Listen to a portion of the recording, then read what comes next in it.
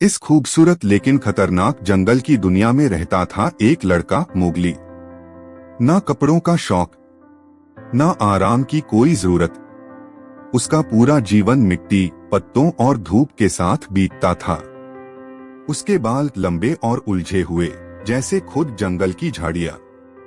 कपड़ों की जगह उसने जंगल के पत्ते और जानवरों की खाल ओढ़ रखी थी।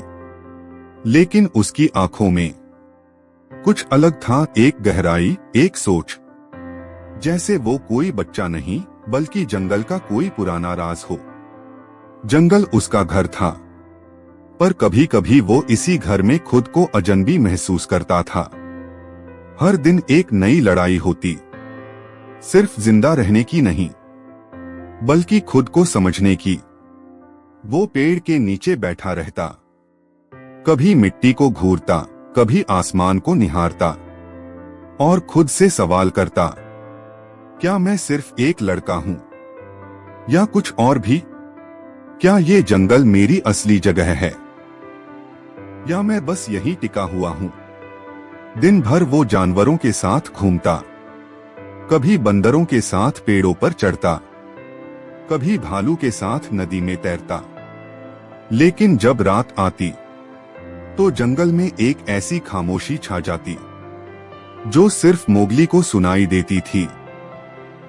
और उस खामोशी में एक आवाज गूंजती, तू उनके जैसा नहीं है, तू कुछ अलग है।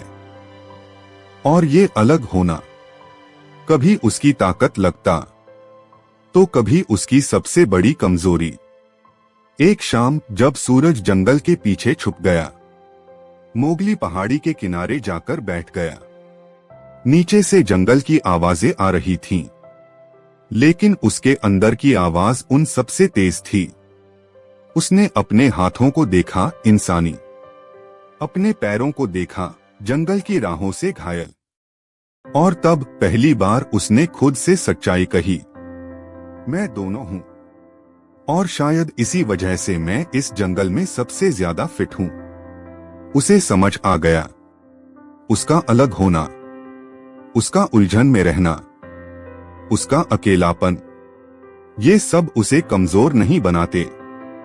ये सब उसे वो बनाते हैं जो कोई और नहीं बन सकता। एक पुल, एक जिंदा मिसाल, जो इंसान और जंगल के बीच खड़ी है।